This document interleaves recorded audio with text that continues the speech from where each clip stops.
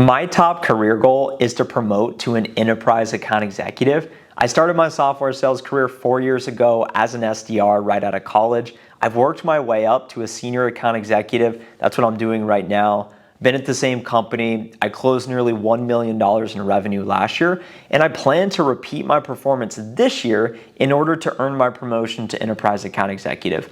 1 year ahead of my earliest eligibility, the earliest is 2023, I began reaching out to senior enterprise leaders in Q1 2022 this year to say, look, I want to be an enterprise rep. I have a lot of work to do. What should I focus on this year in order to earn a spot in your team?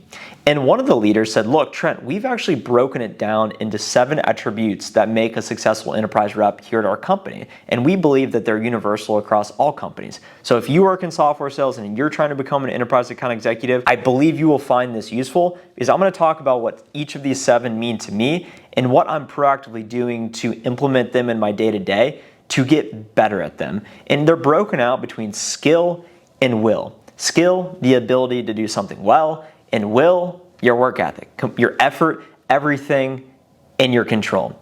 What I want to start with is that business is a game to me at this point. I believe humans are wired to want to get to the next level.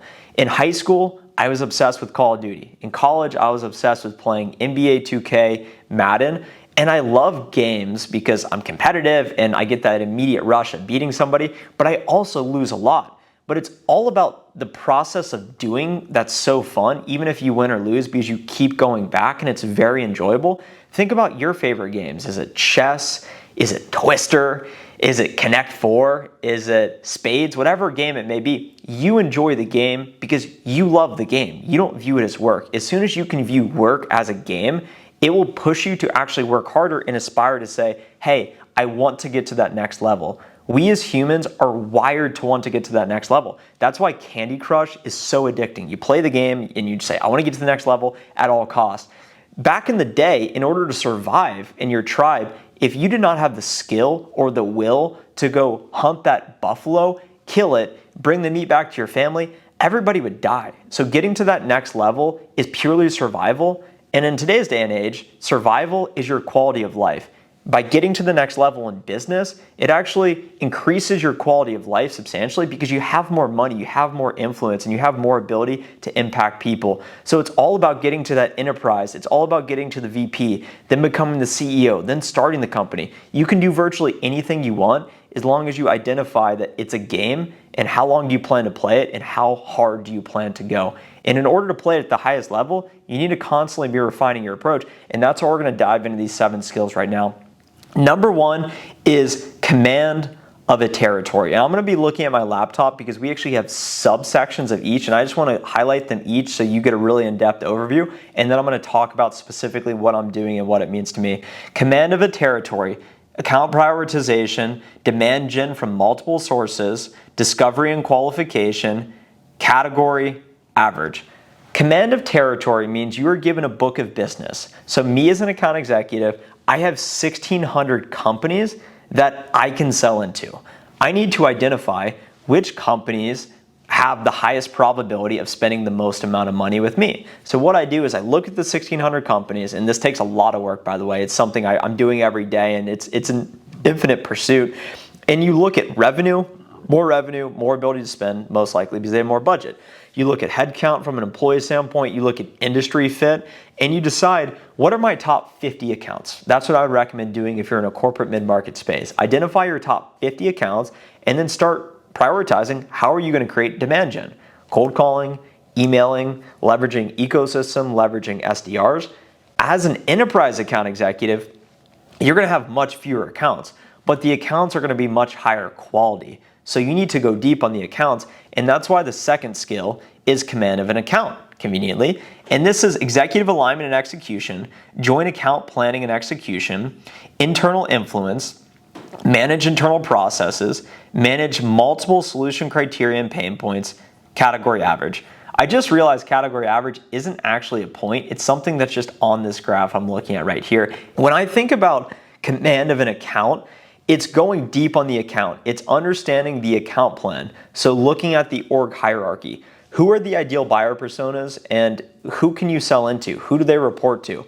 Do you have influence with them? Are they a green or a red? Meaning, are they an advocate of your product solution, or are they actually a detractor? Or are they an advocate of your competitor, for example?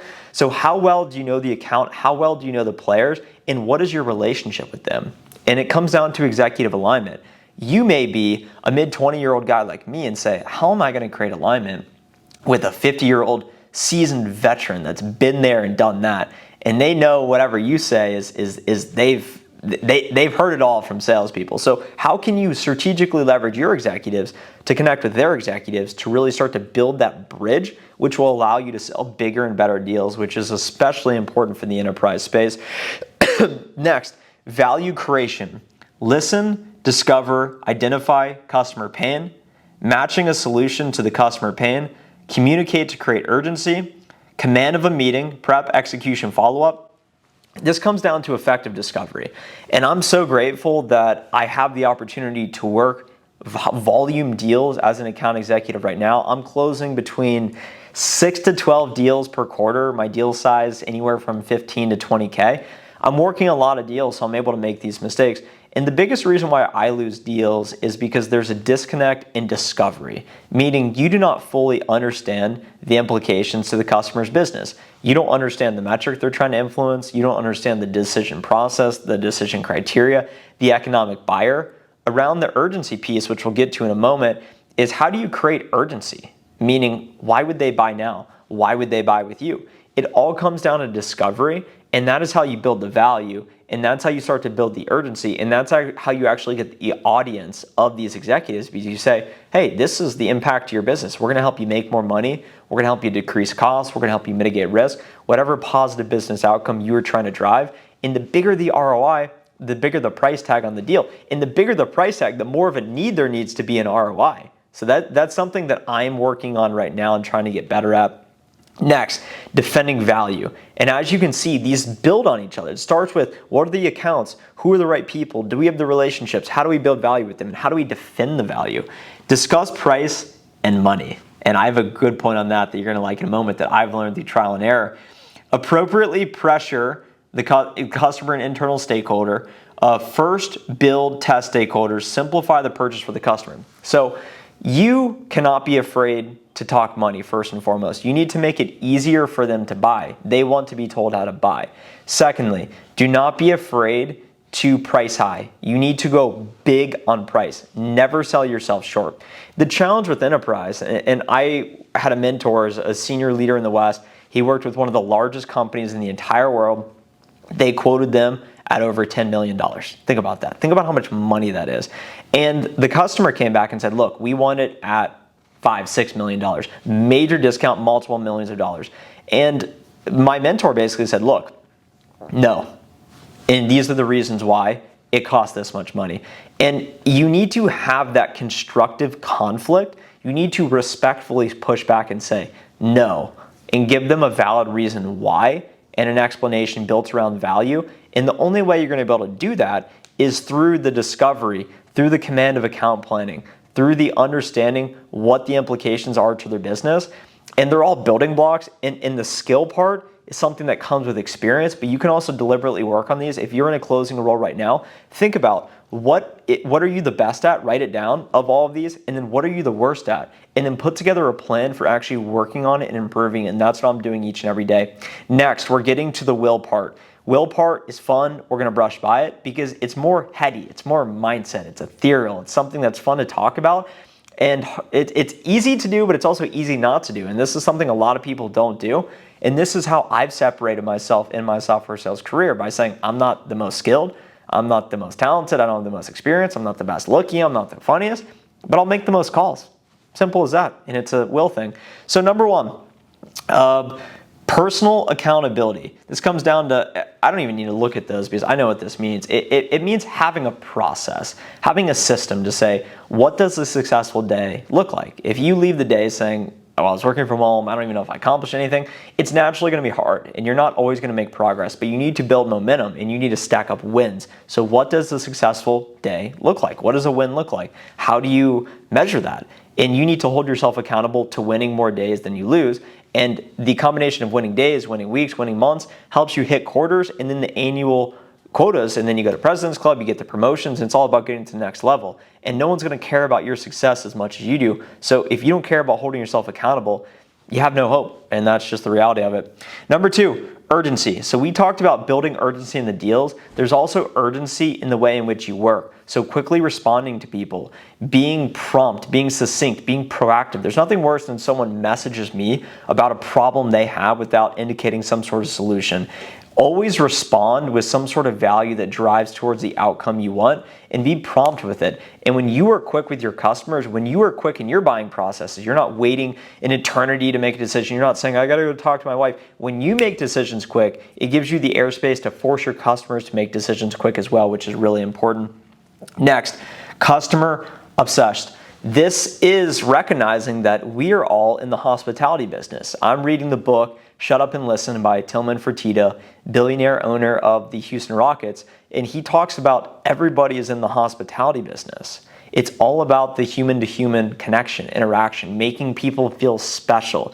Being customer obsessed it means you have a customer meeting coming up. You just lost a big deal. There's a big support problem coming up. You're stressed out because whatever. But when you're there with that customer, all that matters is making them feel special and being present with them. That's customer obsession. Finally, personal development. This comes down to identifying of these attributes, these traits we talked about. Where are you good, where are you bad? And how can you identify the gap through self-awareness and coaching and put together a plan to improve? This is something that I'm doing every day. It's something that Kobe Bryant did, because when he said people did 2-a-days, he would do 3-a-days. When people were eating in the gymnasium during basketball camp, he was working out, and he got to a point where he was so far ahead that people could not catch up no matter how much work they put in. So your personal development now, before you even get your job, your personal development now as an SDR, as a BDR, your personal development now as an account executive will prepare you for the big spots when you are working those big deals. I feel like I'm preparing for big things. I feel like I'm gonna compete in Super Bowls. I'm not actually gonna go play in a Super Bowl, but I feel like I have Super Bowls coming up, defining moments in my life, that each moment now, day to day, leads up to me going to be successful in that moment. And you can have that confidence because you know you did the prep work. And it comes down to self-development, getting better. June is the month of getting better for me. That's why I just ordered a new book. I'm reading. We're doubling down on self-development. And I would encourage you to ask yourself, what does that mean for you? And how can you keep getting better? Because it's all about growing, evolving, and getting to that next level. If you got value in today's video, hit the like button right now. Subscribe to the channel for more videos just like this one. Let me know other ideas you have on videos. I'm happy to build a video out of a specific question you have if it's good enough. I also have a sales podcast, Sales Prestige Podcast. If you haven't heard me talk about it by now, it's going to be the first link in the description below. We're about to hit 1,000 subscribers on it. I'm so pumped up. Go show that channel some support. Subscribe there as well. Talk to you guys in the next video. Have a great weekend.